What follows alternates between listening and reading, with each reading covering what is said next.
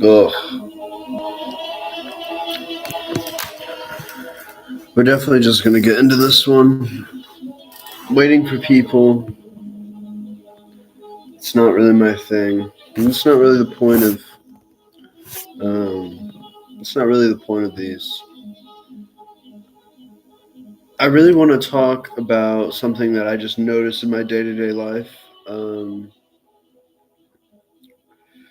Something that definitely I'm experiencing within my life, and I think everyone is experiencing within their own life, and that is um, an addiction of some sort.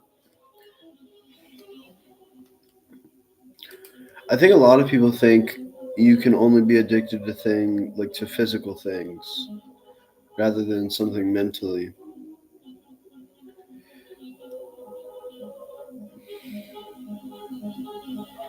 And addictions create a sort of blind, uh, blind ignorance to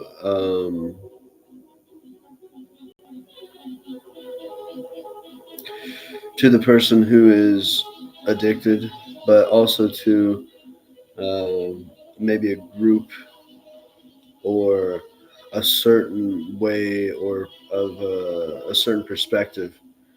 Uh, like a certain way of thinking or a certain perspective is also part of this kind of what you can be addicted to, which people definitely depend on their perspectives and their their tribal or group like consensus is towards a culture and just kind of social cues or societal things. Um, I think when you I think when you kind of go beyond physical addictions, um, there leaves a lot of room for there leaves a lot of room in general for anything to be brought up about what you can be addicted to. And not always is the addiction something you can recognize um, from like your personal perspective. You need an outside perspective to kind of call you out on it or to show you it, whether that's an experience or an environment or a person or I mean really just anything in life that can really alter your perspective, which a lot of people kind of I heard someone say this.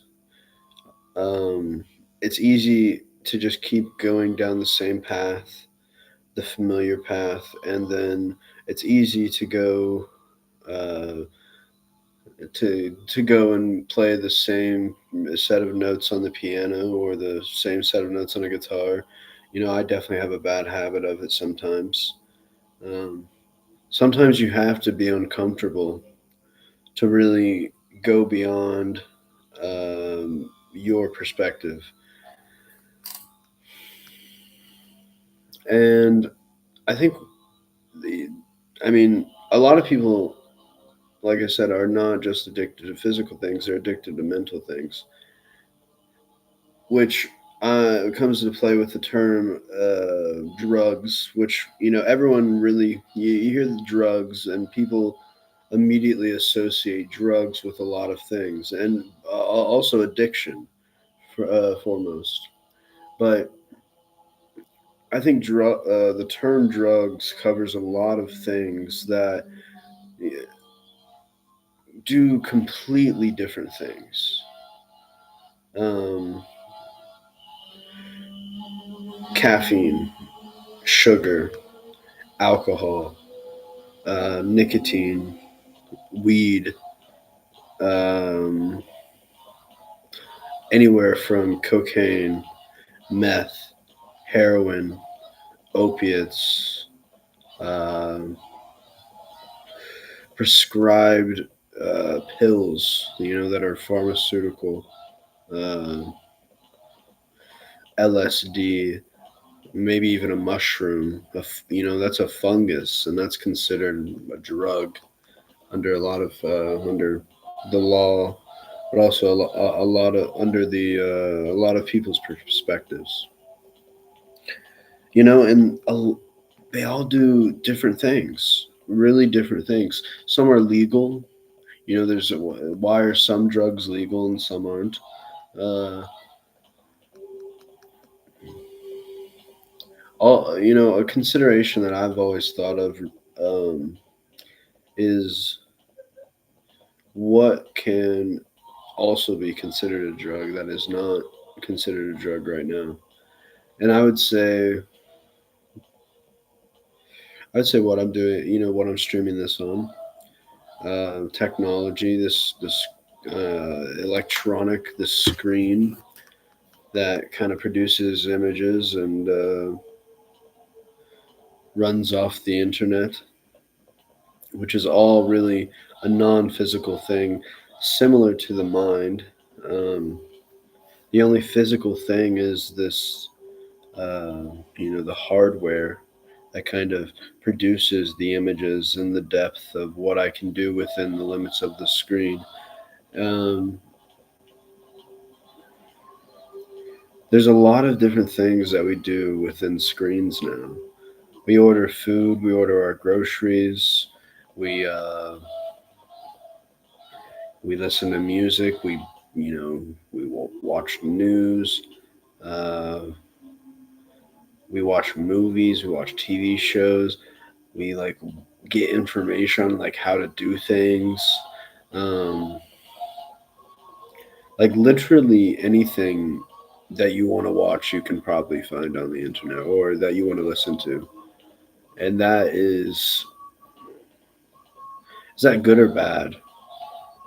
I don't know. It's just happening, and everyone has access to it at any given moment.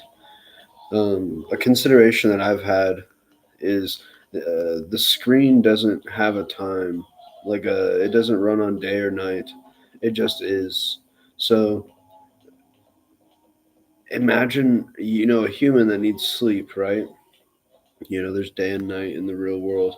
Um, but at any given hour, they can access something that is seemingly awake and seemingly collective, but in all reality, you're really just getting comfortable with images on a screen, people and faces that really are controlled by people that have no knowledge of your existence other than the money you give them for whatever.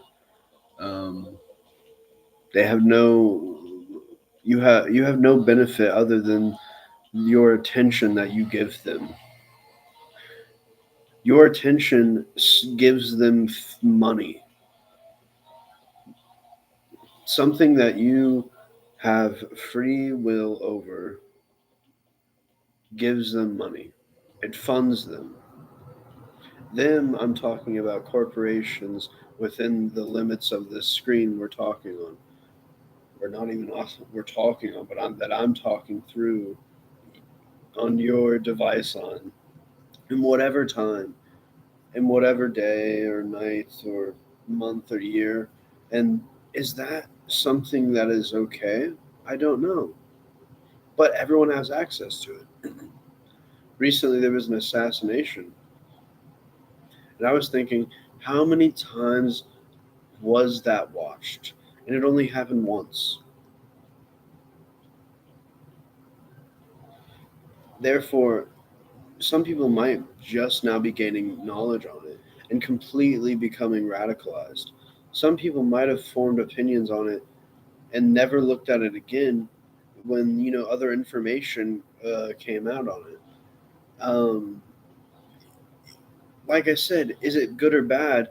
It's happening, and it just has to get talked about or noticed. Um, there seems to be just this collective notion that, oh, let's just go along, and consume it all.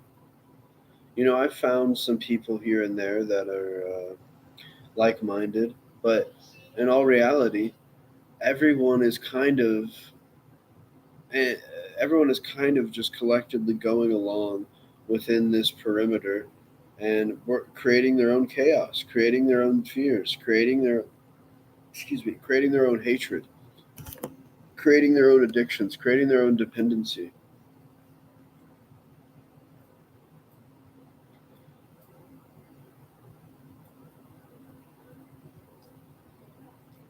We are replacing the imagination with things that are given to us, images that are given to us.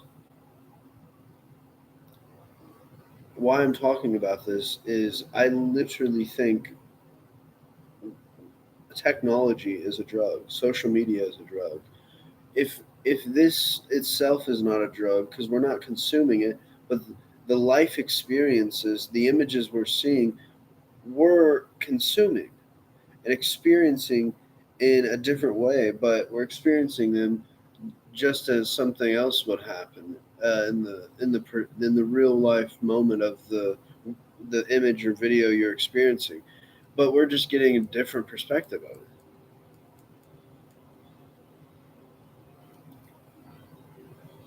And some people, I mean, probably including myself, cannot grasp that the how lonely or sad that is.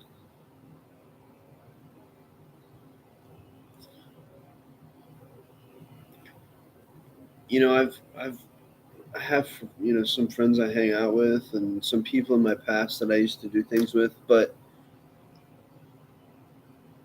I look back on it and it was really just, and there's no judgment or hatred or anything like that. Those people are great. I have nothing against that.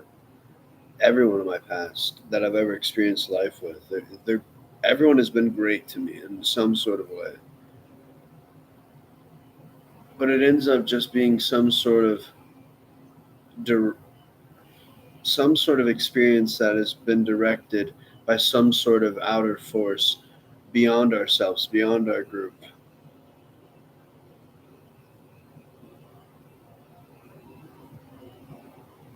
There was no, I mean, like I said, I do have good people in my life that seem this way as well, but I think we're all kind of striving for that sort of tribal kind of group community uh, experience, something larger than themselves. I think that in itself is a drug, or and it's a drug that you can get addicted to really easy. It's a drug to try to consume and keep yourself updated with this cultural group that exists only within the perimeters of a screen, that only exists within the perimeters of a acknowledgement of a group or a tribe or a community, and it creates this sort of echo chamber that kind of ripples throughout the group's resonance, the group's acknowledgement.